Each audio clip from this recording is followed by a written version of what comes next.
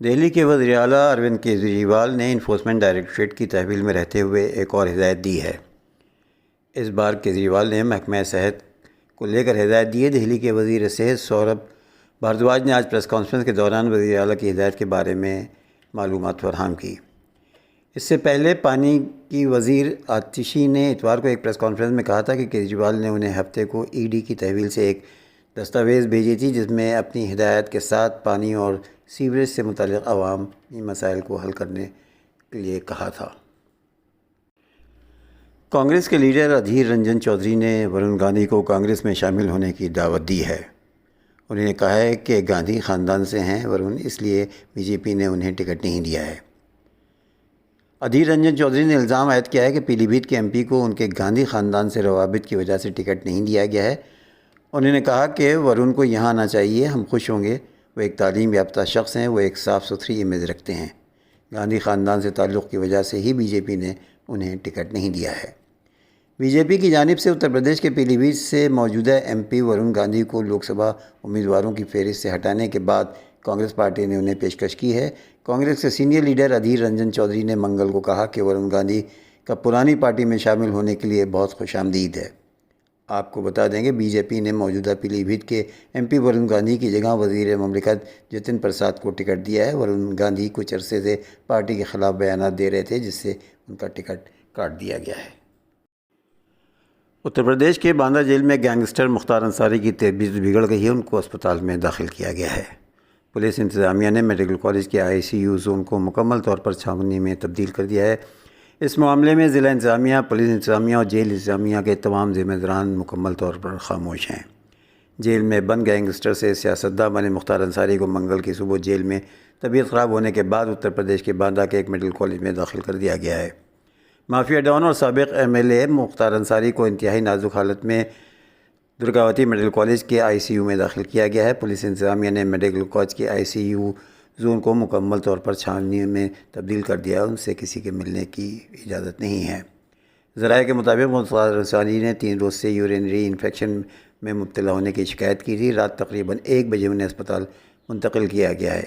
ابتدائی معائنے کے بعد ڈاکٹر نے سرجری کا مشورہ دیا ہے، جس کے بعد مختار انصاری کو سرجری کے لیے آئی سی یو منتقل کر دیا گیا ہے۔ ان کی حالت مستحکم بنائی جا رہی ہے۔ غزہ پٹی میں اسرائیلی فوج کے بھیانک جرائم، فلسطینی خواتین کی آبرو ریزی اور قتل۔ اطلاعات ہے کہ الشفا اسپتال میں حملے کے دوران صہیونی فوجیوں نے فلسطینی خواتین کی آبرو ریزی کی۔ الجزیرہ ٹی وی چینل کے مطابق غزہ کے الشفا اسپتال پر حملے کے دوران غاصب صہیونی فوجیوں نے فلسطینی خواتین کی عصمت دری کی اور پھر انہیں قتل کر دیا۔ الجزیرہ ٹی وی چینل نے الشفا اسپتال میں موجود ایک فلسطینی شہری کے حوالے سے بتایا ہے کہ صہیونی فوجیوں نے الشفا اسپتال میں کئی فلسطینی خواتین کی آبرو ریزی کی اور پھر انہیں شہید کر دیا۔ غاصب و وحشی صہیونی فوجیوں نے کئی خاندان کو پوری طرح سے ختم کر دیا، پھر ان کی لاشیں جلا دیں۔ غزہ کا الشفا اسپتال کئی دن سے صہیونی فوجیوں کے مکمل محاصرے میں ہے اور چشم دید گواہوں کے مطابق اسرائیلی فوجی اس اسپتال کے پاس سے گزرنے والے لوگوں کو بھی فائرنگ کا نشانہ بنا رہے ہیں۔ قابل ذکر ہے کہ 45 دن تک جنگ جاری رہنے کے بعد بھی 24 نومبر کو غاصب اسرائیلی اور حماس کے درمیان عارضی جنگ بندی ہوئی تھی، جس کے دوران قیدیوں کا تبادلہ ہوا تھا، لیکن ایک ہفتے کے بعد ہی عارضی جنگ بندی ختم ہو گئی اور غاصب صہیونی حکومت نے غزہ پر پھر سے وحشیانہ حملے شروع کر دیے ہیں۔ اسرائیل نے 40 یرغمالیوں کے بدلے 700 فلسطینی قیدیوں کی رہائی پر اتفاق کیا ہے۔ اسرائیلی نشریاتی ادارے کے مطابق گزشتہ ہفتے قطر میں ہونے والے مذاکرات میں اسرائیل نے 40 قیدیوں کے بدلے 700 فلسطینیوں کو رہا کرنے پر رضامندی ظاہر کی ہے، جن میں سے 100 عمر قید پانے والے قیدی بھی شامل ہیں۔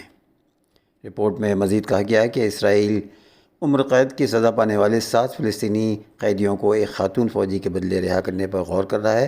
حماس کا موقف ہے کہ اسرائیل کے دیے گئے ناموں پر اعتراض نہیں کرے گا۔ امریکہ کے وزیر خارجہ نے مشرق وسطیٰ کے دورے میں اسرائیل پر جلد امن معاہدہ کام کرنے پر زور دیا ہے۔ جاپان میں ایک ایسی دکان ہے جسے جاپان تو کیا بلکہ شاید دنیا کی خوبصورت ترین عینکوں کی دکان کہا جائے تو غلط نہیں ہوگا۔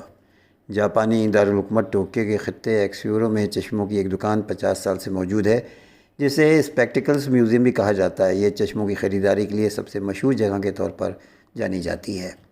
یہ دکان ٹوکیو کے بیگاشی ڈوری کی شاپنگ اسٹریٹ پر واقع ہے۔ اسپیکٹیکلز میوزیم جاپانی دارالحکومت میں انسٹاگرام پر بہترین مقام کے طور پر قرار دی گئی ہے۔